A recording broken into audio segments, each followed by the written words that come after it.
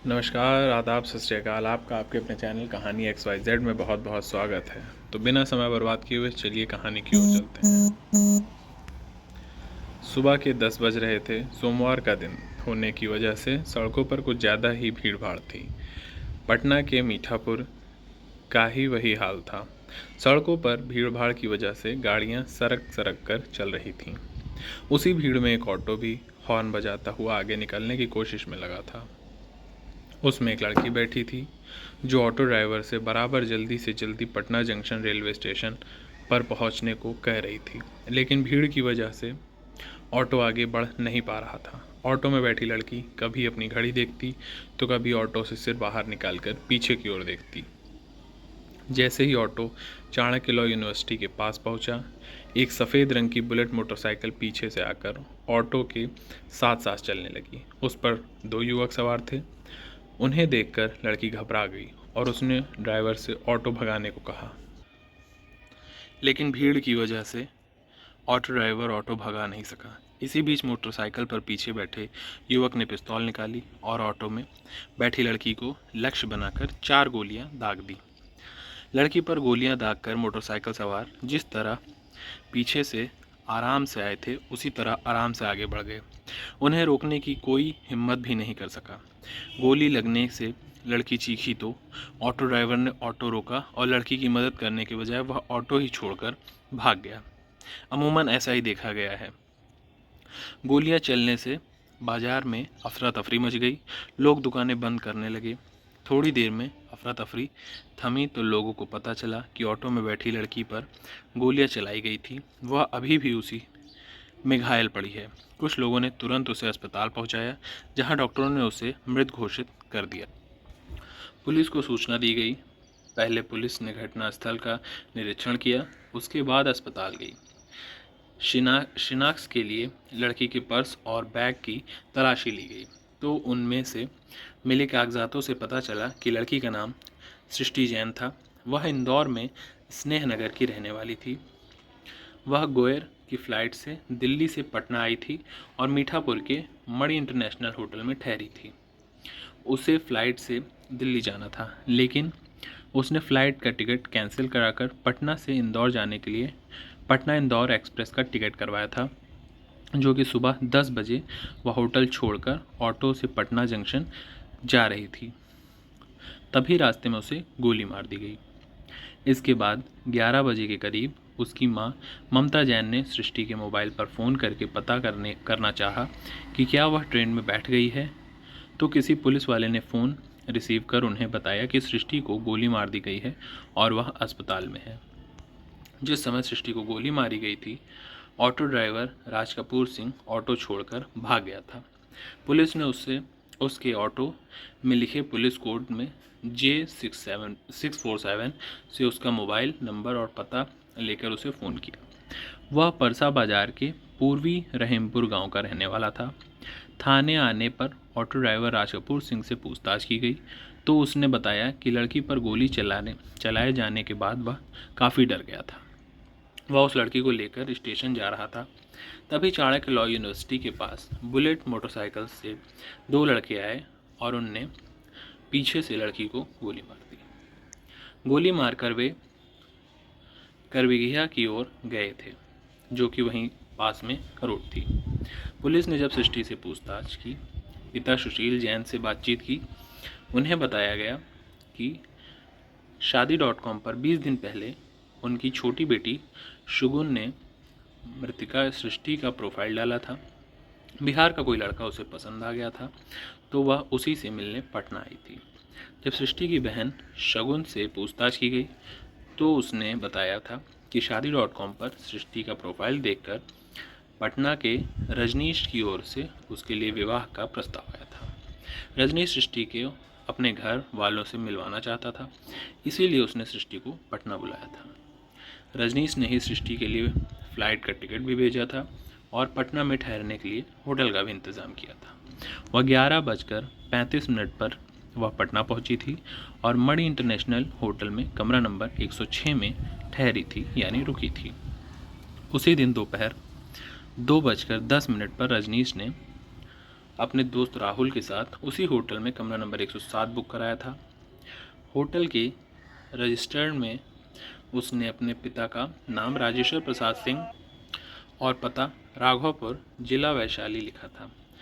सभी होटल से निकल गए थे, लेकिन कुछ देर बाद सृष्टि होटल लौट आई थी और इस बार वह कमरा नंबर 103 में ठहरी थी। उसने होटल मैनेजर को बताया था कि उसका टिकट कंफर्म नहीं हुआ है, इसलिए वह वापस आ गई है। एक बार फिर रजनीश अपने दोस्त राहुल के साथ होटल पहुंचा था और सीधे सृष्टि के कमरे में गया। होटल के मैनेजर राजकुमार के अनुसार इस बार रजनीश सृष्टि के कमरे पर गया तो दोनों के बीच किसी बात को लेकर बहस होने लगी। जल्दी ही इस बहस ने तल्खी का रूप ले लिया था। इस कहासुनी में सृष्टि बार बार कह रही थी अब वह उसके पीछे नहीं आएगा, जबकि रजनीश उसे धोखेबाज कह रहा था। उसका कहना था कि उसने उसके 1 लाख रुपए ठग लिए हैं। रजनीश से मिलने के बाद सृष्टि ने अपने घर वालों को फ़ोन करके बताया था कि रजनीश उसे ठीक आदमी नहीं लगता। उसके पास पिस्तौल भी है जिसे लेकर वह घूमता है। वह एयरपोर्ट पर भी पिस्तौल लेकर आया था। वह ऐसे आदमी से कतई विवाह नहीं करेगी। बाकी बातें वह इंदौर लौट कर बताएगी। सृष्टि की मां ममता जैन ने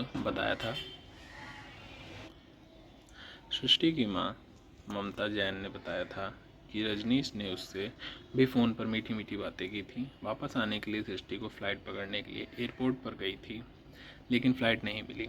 इसके बाद उसने पटना इंदौर एक्सप्रेस से लौटने का टिकट लिया था। सृष्टि के पिता सुशील जैन मूल रूप से राजस्थान के उदयपुर के रहने वाले थे। 4 साल पहले ही वह इंदौर आकर रहने लगे थे। यहाँ पर वह प्राइवेट कंपनी में नौकरी करते थे तथा उनके परिवार में उनकी पत्नी ममता जैन के अलावा 2 बेटियाँ, बड़ी सृष्टि और छोटी शगुन थी। सृष्टि ने उदयपुर से MBA किया था, जबकि शगुन 12वीं में पढ़ रही थी। उनका परिवार इंदौर के स्नेहनगर में रहता था। इसके पहले वह खातीवाला टैंक में अनमोल पैलेस में फ्लैट नंबर 402 में रहते थे। इंदौर की कई कंपनियों में काम करने के बाद सृष्टि दिल्ली में इंडिया बुल्स कंपनी में टीम लीडर के पद पर काम कर रही थी। पिछले महीने उसने यह नौकरी छोड़ दी थी और दूसरी कंपनी में नौकरी पाने की कोशिश कर रही थी। नौकरी छोड़ने के बाद सृष्टि इंदौर आकर माँ बाप के साथ रह रही थी। लाश के निरीक्षण के दौरान पुलिस ने देखा था सृष्टि के हाथ पर RS अक्षर का टैटू बना था, जिससे अंदाज़ा लगाया गया था कि यह रजनी सृष्टि लिखा है। उसके दूसरे हाथ पर some love you, I love you, that is you लिखा था। पुलिस ने होटल से CCTV कैमरा की फुटेज निकलवाकर चेक की तो उसमें सृष्टि से जुड़ी कई बातें सामने आईं। फ्लाइट न मिलने पर जब वह होटल लौटी तो उसकी मुलाकात बेंगलुरु में रहने वाले सुरेश रेड्डी से हुई। फुटेज में वह होटल के रिसेप्शन काउंटर के पास वाले सोफे पर रेड्डी के साथ बैठी हुई दिखाई दे रही थी। सृष्टि ने रेड्डी के साथ सेल्फी लेने की बात कही तो पहले तो उसने मना कर दिया। बातचीत में सृष्टि ने उसे बताया था कि वह इंदौर से पटना आई है, वह एक मोबाइल फ़ोन खरीदना चाहती है, वह चलकर खरीदवा दे। इसके बाद रेड्डी उसे ऑटो से बाजार ले गया। रेड्डी अपनी कंपनी के काम से पिछले 15 दिनों से उस होटल में ठहरा था। फुटेज से यही लगता था कि 24 जनवरी को सृष्टि और रेड्डी की मुलाकात थोड़ी ही देर में दोस्ती में बदल गई थी। होटल से निकलने के बाद उन्होंने 10,000 रुपये का मोबाइल फ़ोन खरीदा था। मोबाइल का बिल रेड्डी के नाम से बना था। इसके बाद दोनों नाइट शो फिल्म देखकर देर रात होटल लौटे थे। होटल स्टाफ ने भी पुलिस को उनके देर से लौटने की बात बताई थी। पुलिस सूत्रों के अनुसार सृष्टि के मोबाइल फ़ोन के मेमोरी कार्ड से पुलिस को कुछ आपत्तिजनक वीडियोज मिले थे, लेकिन पुलिस इस बारे में कुछ नहीं बता रही थी। मेमोरी कार्ड से पता चलता है कि सृष्टि विवाहित थी, लेकिन वह ऑनलाइन साथी की तलाश में थी। रजनीश की तरह सृष्टि ने भी अपने प्रोफाइल में खुद के बारे में गलत जानकारियां दी थीं। सृष्टि के परिवार वालों ने पुलिस को बताया था कि उदयपुर में पढ़ाई के दौरान सृष्टि ने प्रेम विवाह कर लिया था, लेकिन वह शादी कुछ समय बाद ही टूट गई थी और सृष्टि ने अपने पति से तलाक ले लिया था।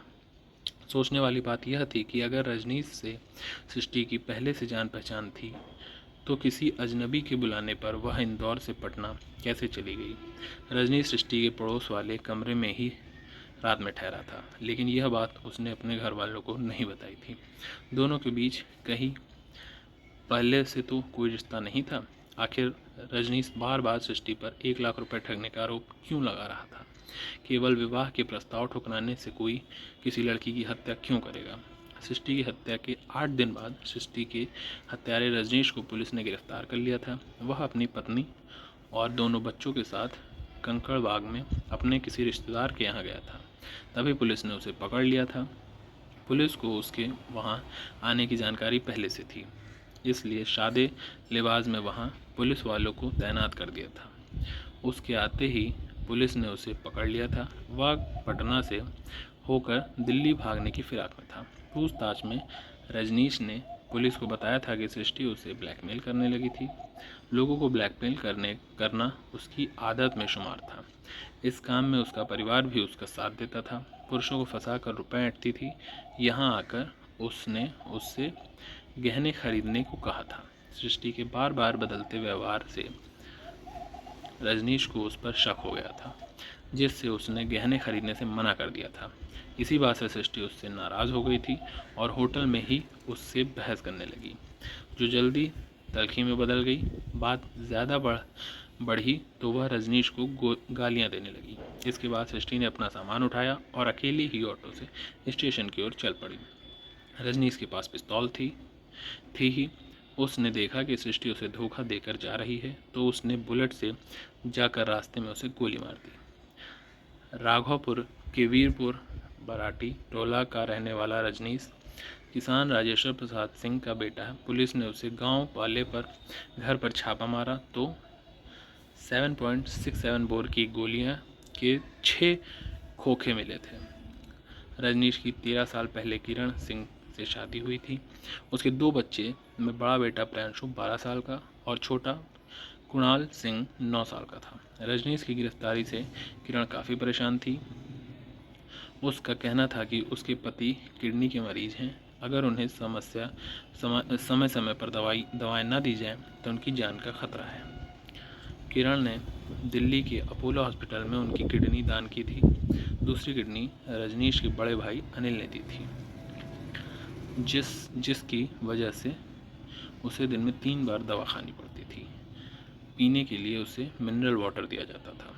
सृष्टि के पिता का कहना था, रजनीश पुलिस के बेमतलब की कहानियां गढ़ कर सुना रहा है। हत्या को लेकर भी वह पुलिस को बरगला रहा है। सृष्टि की मां का कहना था, किसी अनजान लड़की से 5-10 दिनों की बातचीत में रजनीश ने 2.5 लाख रुपए से ज़्यादा उस पर कैसे और क्यों खर्च कर दिए। 4 जनवरी को सृष्टि की बहन शगुन ने उसकी शादी का प्रोफाइल शादी.com वेबसाइट पर डाला। उसके 10 दिनों बाद रजनीश की ओर से शादी का प्रस्ताव आया था। रजनीश ने बताया था कि उसके पिता की मोटरसाइकिल की एजेंसी है, जिसका सालाना कारोबार 70-80 लाख रुपए का है।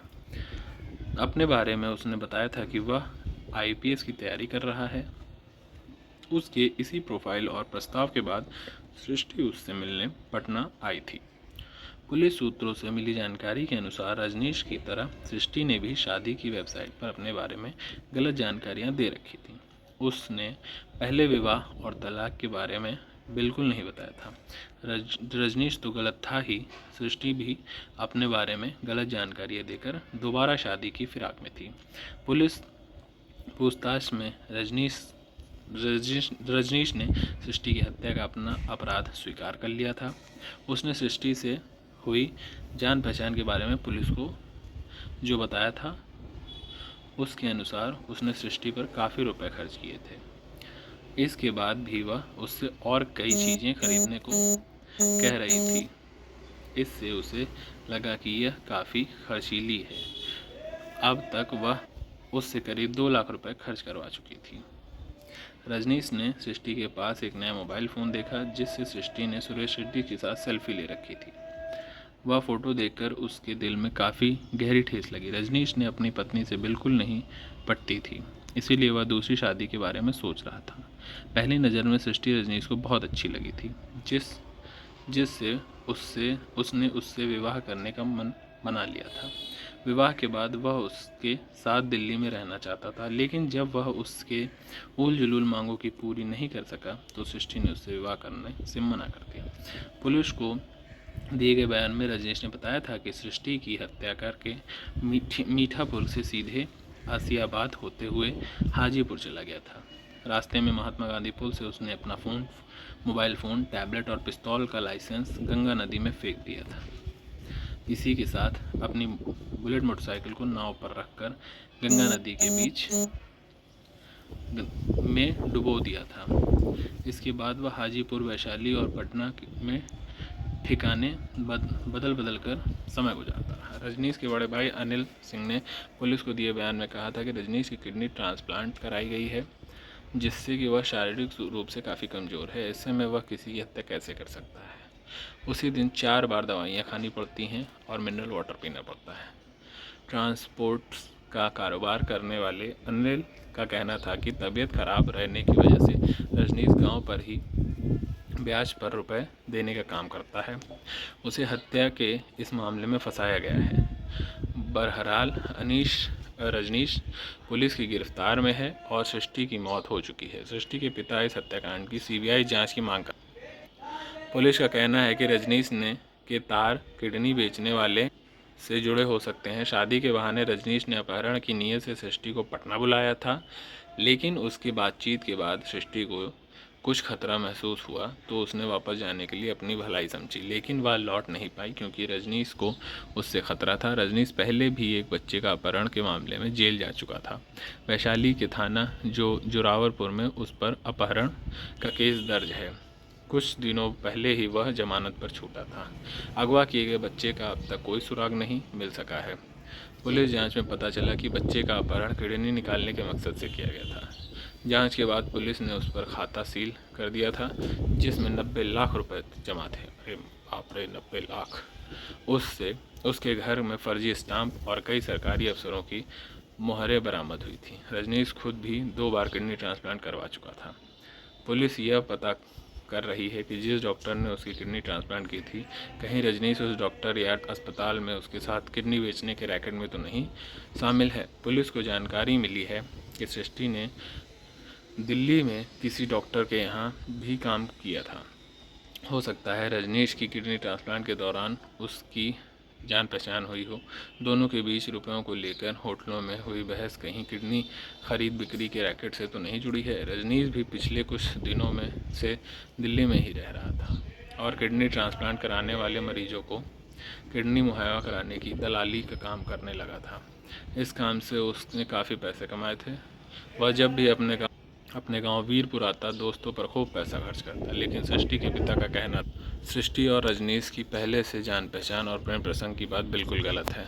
अगर आपको यह कहानी पसंद आई हो तो हमारा चैनल सब्सक्राइब करें, वीडियो को लाइक करें और कमेंट करके ज़रूर बताएं कि वीडियो आपको कैसी लगी। धन्यवाद। जय हिंद, जय भारत।